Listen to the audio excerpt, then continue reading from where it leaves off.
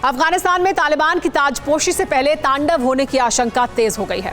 तालिबान को इस बात का इल्म था कि उसने अफगान की सेना को हराया, तो अब उसका कोई कुछ भी बिगाड़ नहीं सकता। वो जैसे चाहे तालिबान में अपनी हुकूमत चला सकता है।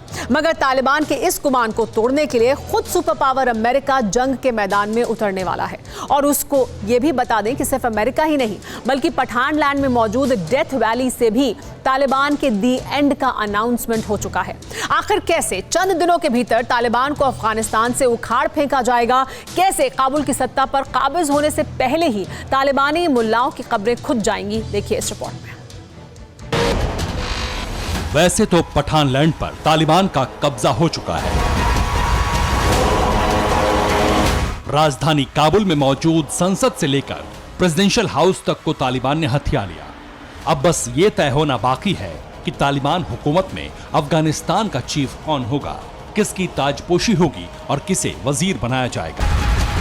अफगानिस्तान में तालिबान राज का खाका क्या होगा, फिलहाल इस पर तो सस्पेंस है। मगर इन सब के बीच व्हाइट हाउस से एक ऐसी खबर आ रही है जिसे सुनकर हर तालिबानी के होश उड़ जाएंगे। क्योंकि जिस अमेरिका के अफगान छोड़ते ही तालिबान ने शिकंजा कस लिया, अब वही अमेरिका तालिबान राज को नेस्तनाबूद करने के लिए फिर से वॉर जोन में उतर सकता है।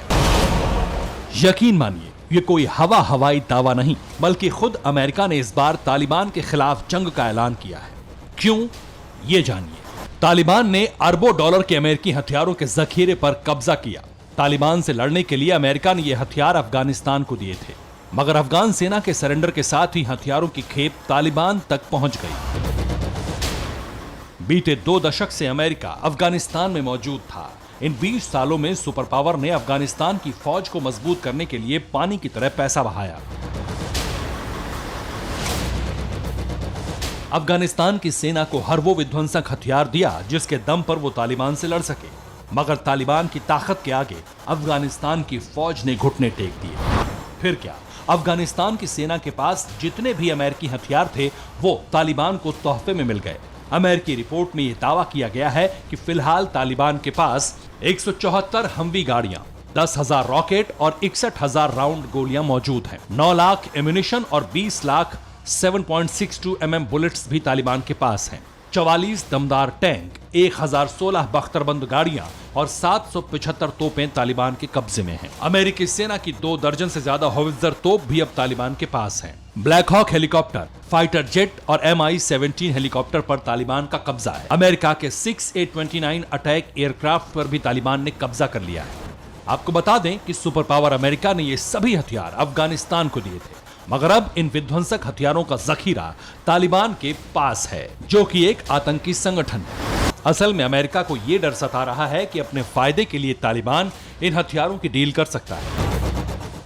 सुपर पावर को यह भी आशंका है कि तालिबान इन हथियारों को चीन को बेच सकता है। ऐसे में अगर अमेरिका को अपने हथियार की खेप वापस हासिल करनी है तो उसे तालिबान से युद्ध लड़ना होगा।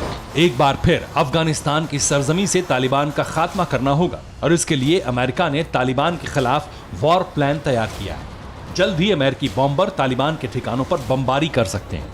यही नहीं, इस बार अमेरिका पहले से ज्यादा विस्फोटक अंदाज में पठान लैंड में एंट्री मार सकता है, विध्वंसक हथियारों और सेना के साथ। तालिबान को सिर्फ अमेरिका से ही खतरा नहीं है, बल्कि अफगानिस्तान में भी एक ब्रिगेड तैयार हो रही है जो जल्द ही तालिबान के विरुद्ध में युद्ध का बिगुल बजा सकती है। और यह दावा रूस के विदेश मंत्री सर्गेई लावरोव ने किया है। रूसी विदेश मंत्री ने तालिबान को चेतावनी देते हुए कहा है कि अभी पूरे अफगानिस्तान में तालिबान का राज नहीं हुआ है। अफगानिस्तान की सरजमी पर ही तालिबान के खिलाफ विद्रोह का बिगुल बजने के हालात बन रहे हैं।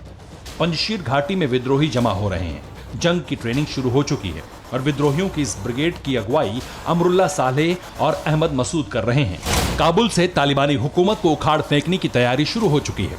आपको बता दें कि यह अफगानिस्तान का वो इलाका है जहां तालिबान की सल्तनत का खात्मा होता है। अफगानिस्तान के इस इलाके को पंजशीर कहते हैं। पंजशीर को डेथ वैली यानी मौत की घाटी भी कहा जाता है। पंजशीर पर तालिबानी कभी कब्जा नहीं कर पाए। सोवियत संघ भी यहां दाखिल नहीं हो पाया था। अफगानिस्तान के नक्शे को देखेंगे तो पूर्व की तरफ का जो छोटा सा इलाका नजर आता है वही पंजशीर कहलाता है, जो काबुल से महज 125 किलोमीटर के फासले पर है। लेकिन काबुल की सत्ता तक पहुंचे तालिबानियों के लिए पंजशीर में दाखिल होने का मतलब मौत को दावत देना है। अफगानिस्तान के उपराष्ट्रपति अमरुल्लाह सालेह भी इसी इलाके से आते हैं। काबुल पर तालिबान के कब्जे के बाद से वो यहीं रह रहे हैं। मुल्ला बरादर के कंधार पहुंचने से पहले ही अमरुल्लाह सालेह ने ट्वीट किया था, अफगानिस्तान के संविधान के मुताबिक राष्ट्रपति की अनुपस्थिति, पलायन, इस्तीफा या मौत होने पर उपराष्ट्रपति कार्यवाहक राष्ट्रपति बन जाता है। मैं इस समय देश में हूं और कानूनी रूप से कार्यवाहक राष्ट्रपति हूं।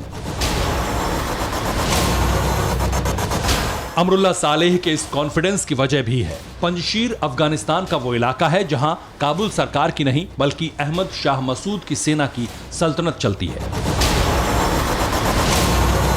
और फिलहाल इस सेना की कमान शाह मसूद के बेटे अहमद मसूद के पास है। बंदूक वाले वर्दीधारियों से घिरे जिस शख्स को देख रहे हैं, इन्हें ही पंजशीर का नया निजाम कहा जाता है। इनका नाम है अहमद मसूद। करीब 34 साल के हैं, लेकिन सबसे बड़ी बात यह है कि तालिबान के खात्मे की शुरुआत होगी तो यही करेंगे। ऐसा क्यों कह रहे हैं, जानिए। अहमद मसूद पंजशीर के लड़ाके अहमद शाह मसूद के बेटे हैं।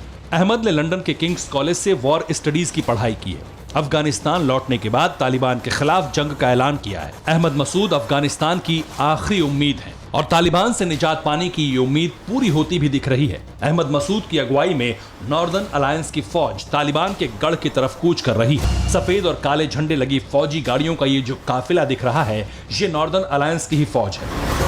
इतना ही नहीं, अहमद मसूद के कहने पर तालिबान से छिप कर रह रहे अफगान आर्मी के जवान भी पंजशीर पहुंचने लगे। अफगान आर्मी के टैंक और हथियारों को भी लाया जा रहा है, यानी तालिबान की हुकूमत कायम होने से पहले ही जालिमों को जहन्नुम पहुंचाने की तैयारी हो चुकी है। जिस तरह के हालात हैं, उससे साफ है कि अफगानिस्तान में जंग अभी बाकी है, क्योंकि अहमद मसूद अगर बची खुची अफगान आर्मी को एकजुट करने में कामयाब हो जाते हैं तो अफगानिस्तान में गृह युद्ध होना तय है। Bureau report, TV9 Bharatvarsh. फिक्र आपकी, सोमवार से शुक्रवार रात 9 बजे सिर्फ TV9 भारतवर्ष पर।